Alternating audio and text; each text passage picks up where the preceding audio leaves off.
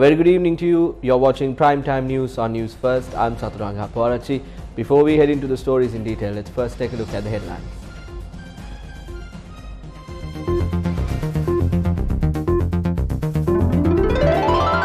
Debris of the MV Express Pearl washes up in many areas. Risk of acid rains loom. Who will be responsible for the environmental damage caused by the ship?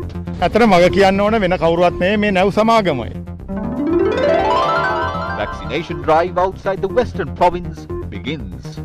President instructs officials to provide adequate compost fertilizer for the Maha season.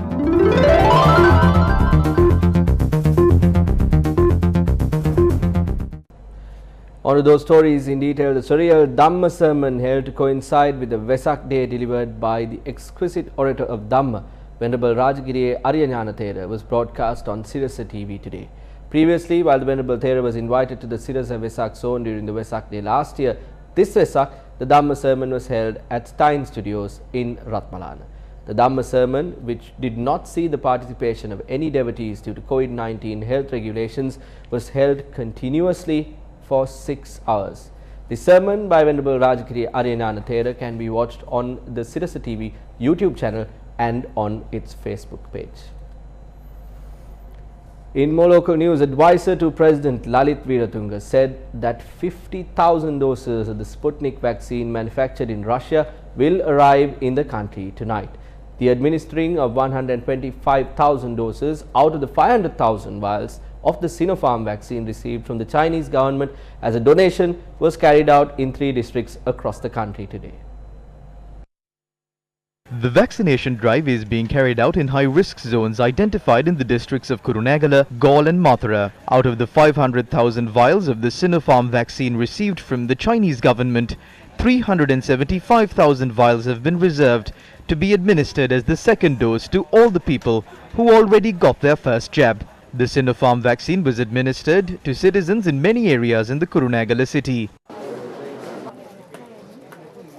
The vaccination drive was carried out at 6 different locations in the jurisdiction of the Panala Medical Health Division in the Kurunegala district. The inoculation program in the Mathura district was carried out at the Pushparama temple along the Alavela road. 1,675 people were administered the Chinese Sinopharm vaccine by health officials and the Tri-Forces. The vaccine was administered at several locations at the premises of the Dambulla Dedicated Economic Centre. 1,600 employees of the economic zone and businessmen were given the vaccine. A vaccination program was also carried out at the Kadavatsatara Sri Paramananda Mahaviharaya in the Gaul district. When will residents of other districts receive the vaccine? Since the number of vaccines received is limited, several vaccination programs are being carried out at selected high-risk areas. Once more vaccines are received, we will expand the vaccination program to other areas as well.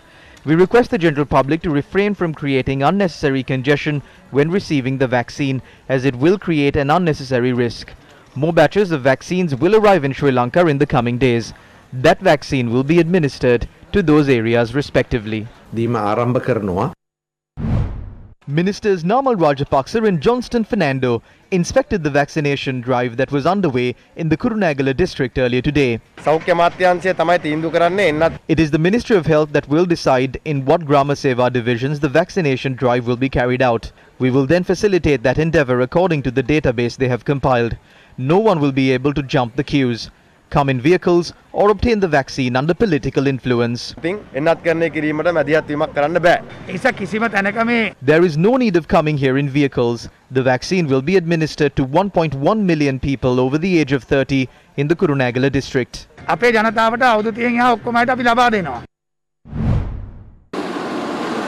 Special police operations were conducted across the island in search of those who violate quarantine regulations. Vehicles entering and exiting Colombo were searched today.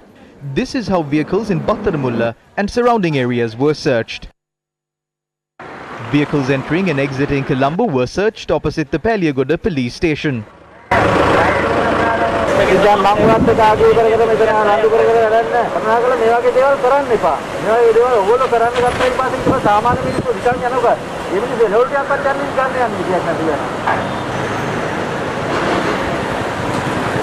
drones were used to spot those who violate quarantine regulations in Sahaspura, Buralla. The operations were conducted by the Buralla police. 5 people who failed to wear face masks were taken into custody and released after being strictly warned.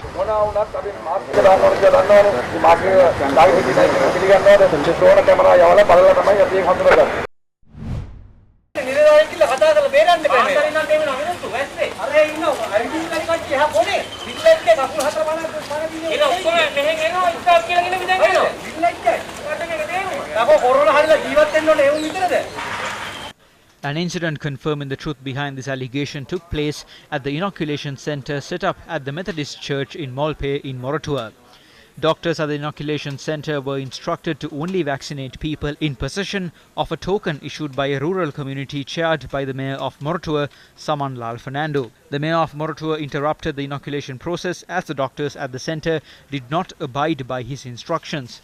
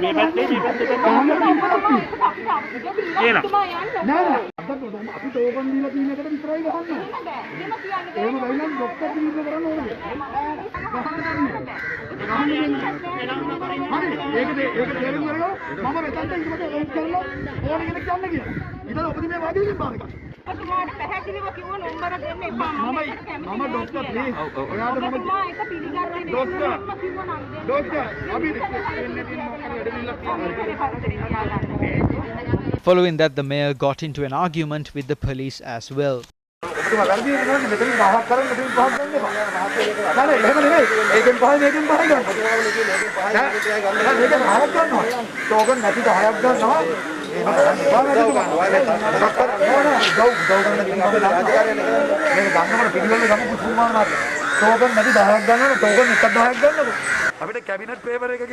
When we are issued a cabinet paper to organize this at the committee stage, we did that.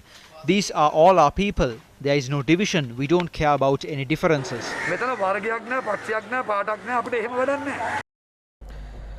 With 2,572 more COVID-19 cases being reported today, the total number of COVID-19 cases in the country rose to 174,849.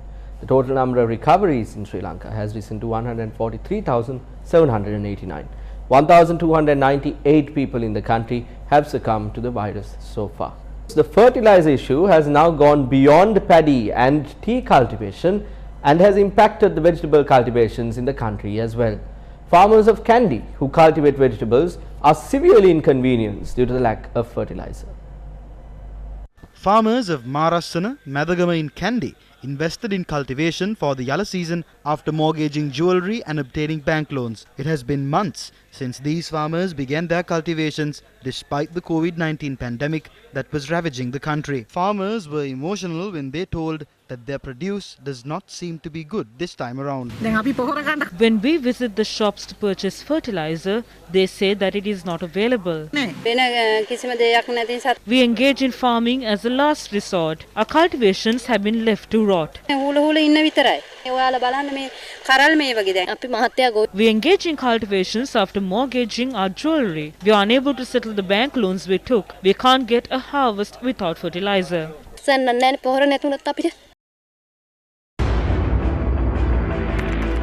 News First, the voice of the people.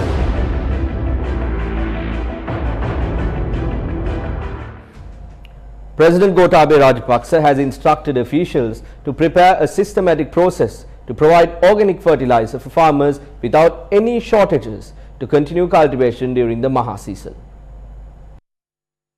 A meeting was held under the auspices of President Gotabaya Rajapaksa, which saw the participation of Ministers of Agriculture and manufacturers of organic fertilizer this morning.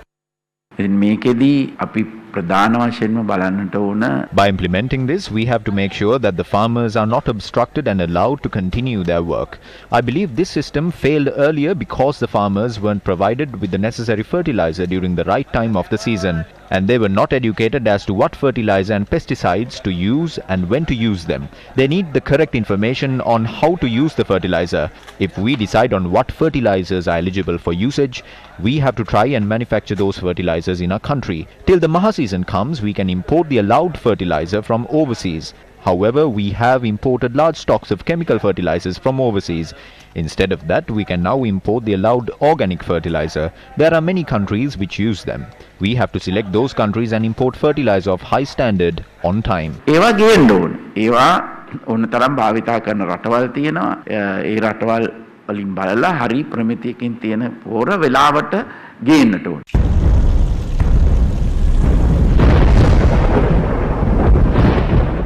In some weather-related news, Ministry of Power states that over 177,000 electricity consumers have lost power after many trees were uprooted as a result of gale winds. Spokesperson of the Ceylon Electricity Board, Sulakshana Jayawardena, said that the electricity supply can be restored by tonight or tomorrow morning. The Department of Meteorology states that the wind speed in coastal areas from Puttalam to Colombo, Galle and Hambantota to Potawil could increase up to 60 to 70 kilometers per hour. Speaker Mahinda Abeyewardena placed his signature validating the Colombo Port City Economic Commission Bill, which was passed in Parliament on the 20th of May 2021 today. Thereby, the Colombo Port City Economic Commission Act will be implemented in full form starting from today. The government has set up plans to carry out investment projects as public-private partnerships or PPPs on property in the vicinity of the Colombo Port City. A cabinet paper submitted by Prime Minister Mahinda Rajapaksa in his capacity as the Minister of Urban Development and Housing received the approval of the Cabinet of Ministers on the 17th of May this year. The Cabinet decision regarding the matter was submitted as Investment Strategy and Policy Framework Selendiva Investments Limited. What is Selendiva Investments Limited? This is a company that has already been established. The General Treasury holds 100% ownership of this company. This company can carry out investment projects on any property owned by the Urban Development Authority or the UDA. What responsibilities will Selendiva Investments Limited hold? Identifying potential investments and facilitating them, transferring the management or long-term lease of a property to a private investor, easing the process of obtaining approvals and clearances from the point of view of the private investors, providing technical know-how to investors at market rates before and after the agreement has been reached, employing a reputed advertising company to attract investors and carry out related propaganda activities, establishing a tender process for the services and investments of the company. How will the investment project be implemented under Selendiva Investments Limited? As per the Cabinet paper, a special purpose vehicle or an SPV has been established under Selendiva Investments Limited. This SPV has been created solely for a specific investment. If a decision is reached to carry out an investment project on any property that belongs to the UDA, another SPV should be established under the holding SPV. This second SPV will identify the investors and carry out the development projects. What are the properties that have been identified for investments? As per the Cabinet paper presented by the Prime Minister on the 5th of May this year, 3 SPVs have been announced thus far. The 3 investment portfolios are Colombo Fort Heritage Square, Immovable Property Development, and the government-owned hospitality sector. This would allow investors to invest in several highly valuable locations in the city of Colombo and surrounding areas. Property that comes under the Colombo Fort Heritage Square: Grand Oriental Hotel and York Building, 1.57 acres, Gafoor Building, 0.75 acres, General Post Office, 0.81 acres. All these properties are located around Colombo Fort. Property that comes under the Immovable Property Development: Sino Restaurant near the Lotus Tower, 1.37 acres. Water's Edge Mixed Development Project, 5 acres. The International Coordination Center, Kankasanture, Jaffna. Property that comes under the government-owned hospitality sector: Hilton Colombo and Sports Center, Grand Hyatt Colombo. Plans have been made to open these projects for investments under the SPVs created under Selendiva Investments Limited. The Cabinet paper presented by the Prime Minister in his capacity as the Minister of Urban Development and Housing has also suggested a system where the current shareholders of these properties would receive benefits. It has also drawn attention to making investments for these projects through the Colombo Stock Exchange. Under this Strategic Development Act, tax concessions are given to investors. As an example, under this, taxes levied on profits can be removed for 25 years. The remaining taxes and duty taxes can be removed. A special team is trying to group these investors. The cabinet proposal has been given to sell these lands and to include a marketing and advertising company to promote it. What is going to take place here? Where are these investors coming from? They're trying to sell the lands which connects the port city to Sri Lanka as soon as the port city bill is passed. Where are the SPVs being registered? Is it registered under the Companies Act? Or are they being registered under the Port City Company, which is a non-governmental company? If the SPVs are being registered under the Port City law, 5 or 7 people appointed by the President can exclude them from Sri Lankan law. What will happen then? A fair uncertainty we have is whether various state lands and asset companies will be transferred to the companies that fall under the purview of the Port City. The government must clarify this matter. ආයතන වලට ලබා දෙන්න දෙයක්. මේක අපිට තියෙන සාධාරණ ප්‍රශ්නයක්. මේ ප්‍රශ්නෙට ආණ්ඩුව උත්තර දිය යුතුයි. The chairman of the Marine Environmental Protection Authority, Darshini Lahandapura, has warned of a possibility of acid rain caused by the fumes emitted from the ship, the Express Pearl. Debris from the ship had washed ashore along the coast of Bambalapitiya and Vallavatta today. What is the status of the blaze on board the ship? The ship is currently afloat 9.5 nautical miles northwest of the Colombo port. The blaze on board the ship has been contained to a great degree, and the ship appears to be completely destroyed. The Gadaba ship of the Sri Lanka Navy, along with the Vajra and Vaibhav ships of the Indian Coast Guard, are currently engaged in operations to douse the fire on board the Express Pearl. Helicopters of the Sri Lanka Air Force continue to support the operations to douse the fire along with an Indian drone aircraft of the Indian Coast Guard. Although the fire on board the ship was contained to a large extent, debris from the ship continued to wash ashore along the coast of Sri Lanka. Where has the debris from the ship washed ashore? Debris from the ship has washed ashore in Dehiwala, Vallavatta, Bambalapitiya, Crow Island, Pamunugama, Sarakkuwa and the Nigambo Lagoon.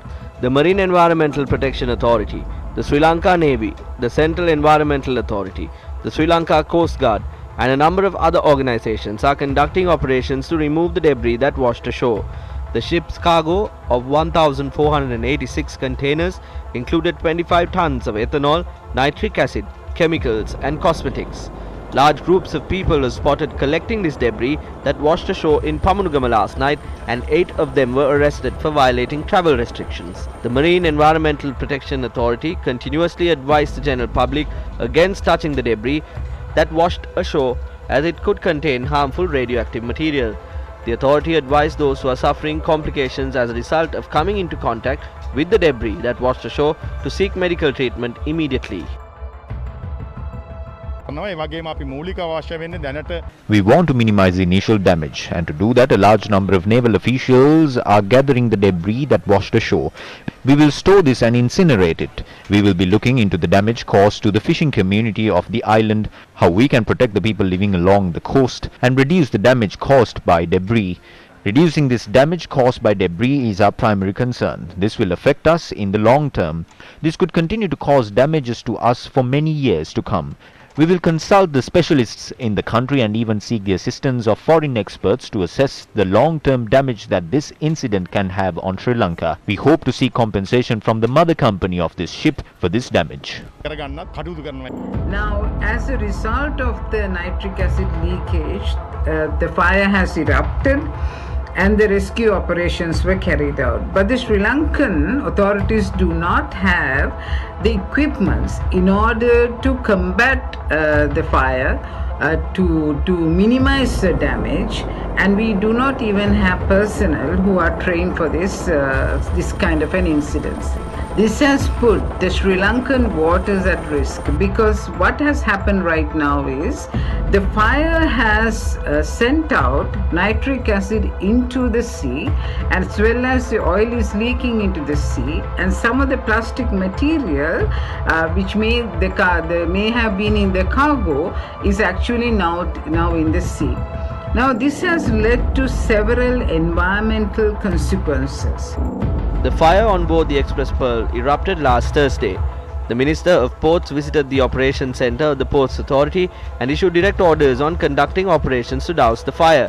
However, authorities were not successful in dousing the fire over the next few days, and the ship has already caused massive damage to the marine environment of the island.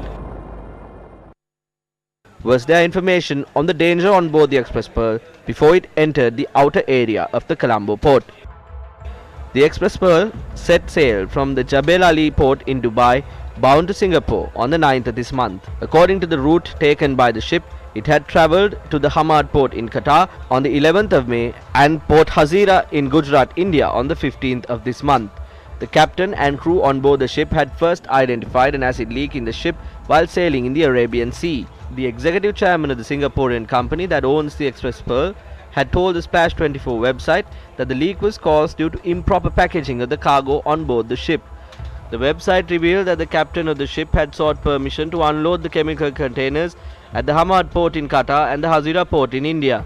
According to the website, these ports denied permission to unload the containers at those ports. How did the ship that was denied permission to unload cargo at two separate ports granted permission to enter the Colombo port? Clearly, if a ship wants to enter any port, including our port, they must first seek permission. They must inform us. This ship had informed us. The chairman of the port called in a report on this matter from the officials at the port. What were the decisions made in the end? What were these harbours? I requested for this report to look into what really happened here. Against such a backdrop of the possibility of lengthy investigations into this incident to ascertain the truth, we wrote to the company that owns the Express Pearl named Express Feeders Singapore.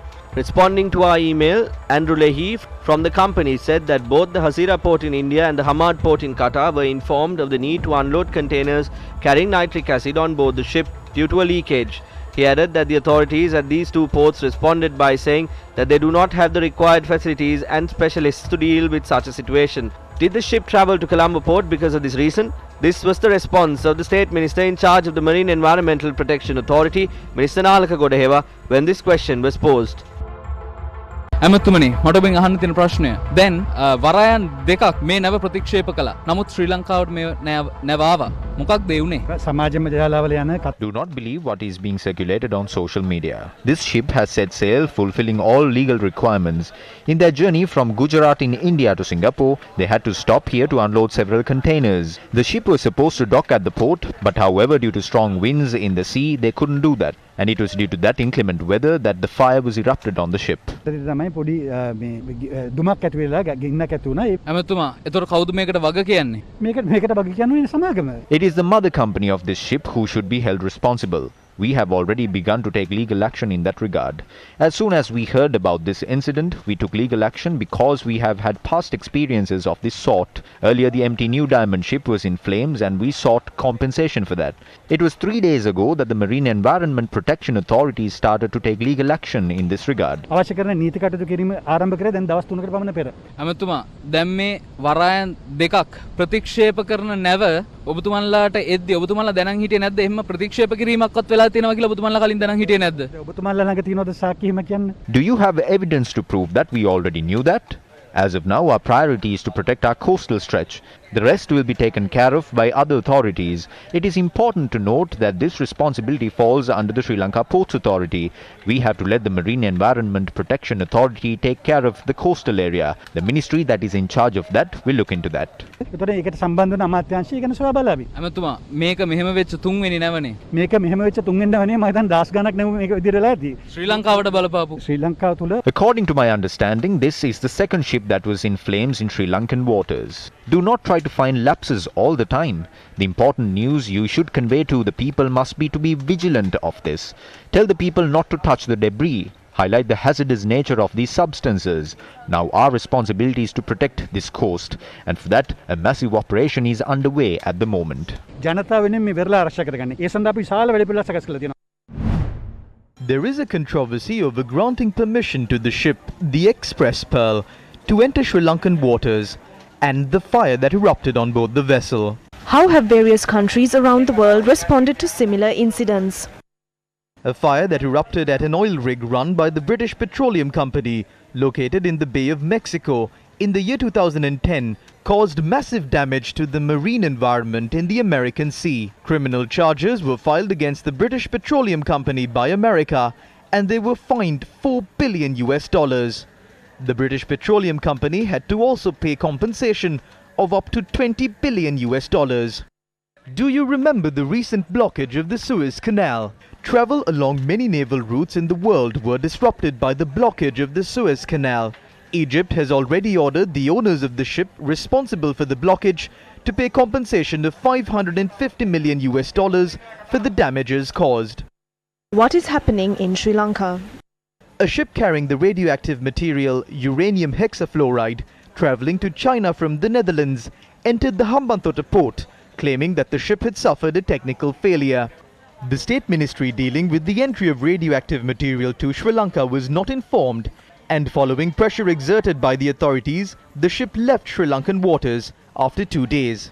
If a technical fault on board the ship caused a spillage of these radioactive materials into Sri Lankan waters, who will be held responsible for the resulting damage?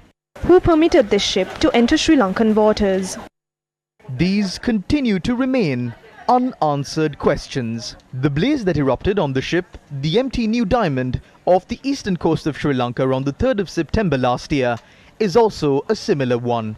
The owners of the ship were ordered to pay over 450 million rupees for the damage caused to the environment and the cost of dousing the fire. However, although the company had paid a portion of this sum, what happened to the remaining money that is due is still unclear. The ship that sailed from Sudan under the Sri Lankan flag had not given a clear statement to the Navy on the reason for entering Sri Lankan waters and the cargo on board the ship.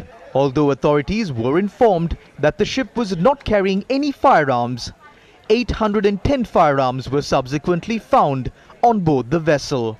A lengthy lawsuit on the incident was also ongoing. The most recent in this series of incidents is the fire that erupted on board the Express Pearl. The ship that was sailing under the flag of Singapore was carrying many containers owned by some of the world's leading shipping companies. What will be done in response to the massive damage that has already been caused? We cannot accept what Nalaka Godaheva is saying as to why permission was given for this ship to enter the Colombo port region under any circumstances. According to Nalaka Godaheva, we must not think about any of this and only be concerned about the damage the ship can cause and watch how people who are picking up debris are arrested. They want us to forget the rest. The main culprits are not the people who picked up debris from the ship, but the political authorities who allowed this ship that was rejected from India and Qatar to come to Colombo, and the political authorities who didn't ask for any compensation from the owners of this ship for the damages caused by the ship to our sea region. They have to take the responsibility of this. If Nalaka Godaheva doesn't want to ask for compensation or doesn't want to conduct an investigation into this, that is out of the question. The people of this country need answers as to who authorized the entrance of this ship to our sea region. They need to launch a robust investigation into this matter, and they have to ask for compensation for the damages caused to our country. Therefore, we believe the government has a grave responsibility in their hands, and they have to take action in this regard. Minister Vasudeva Nanayakara held a media briefing in Colombo today.